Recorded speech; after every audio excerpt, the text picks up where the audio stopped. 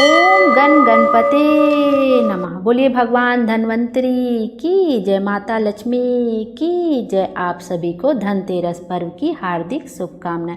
माँ लक्ष्मी और भगवान धन्वंतरी की कृपा आप पर और आपके पूरे परिवार पर हमेशा बनी रहे। आइए आज के वीडियो में हम धनतेरस की पावन कथा का श्रवण करेंगे। एक समय भगवान विष्णु मृत्युलोक में विचरण करने के लिए आ रहे थे। तब लक्ष्मी जी ने भी उनके साथ चलने का आग्रह किया। तब विष्णु जी ने कहा कि यदि मैं जो बात कहूँ तुम अगर वैसा ही मानो तो फिर चलो।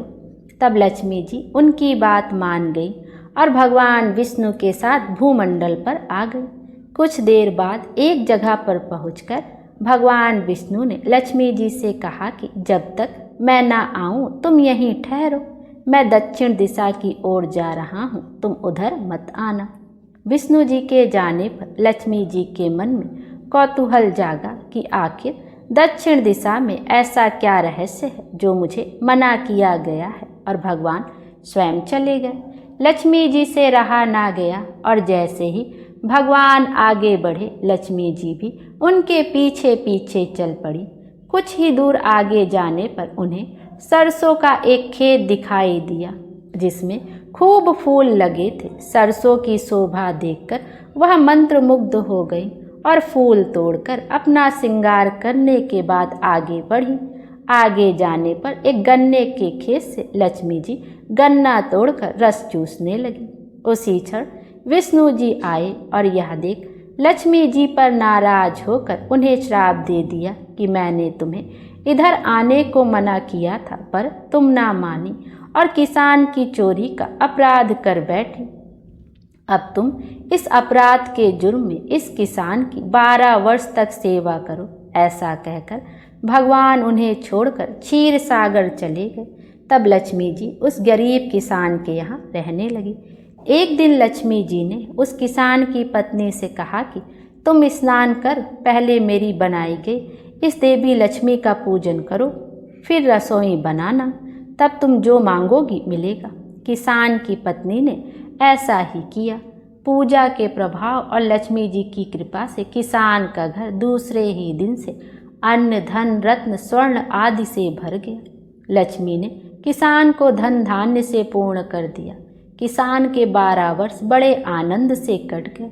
फिर 12 वर्ष के बाद लक्ष्मी जी जाने के लिए तैयार हुई।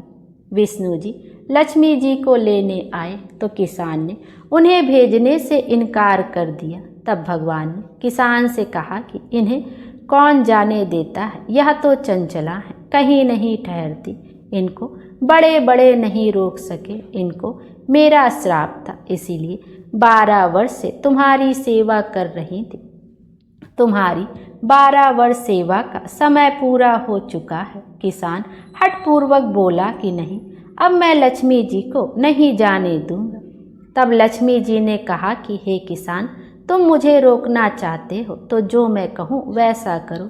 कल तेरस है, तुम कल घर को लीप पोत कर स्वच्छ करना, रात्रि में घी का दीपक जलाकर रखना और सायंकाल मेरा पूजन करना और एक तांबे के कलश में रुपए भरकर मेरे लिए रखना। मैं उस कलश में निवास करूंगी, किंतु पूजा के समय मैं तुम्हें दिखाई नहीं दूंगी।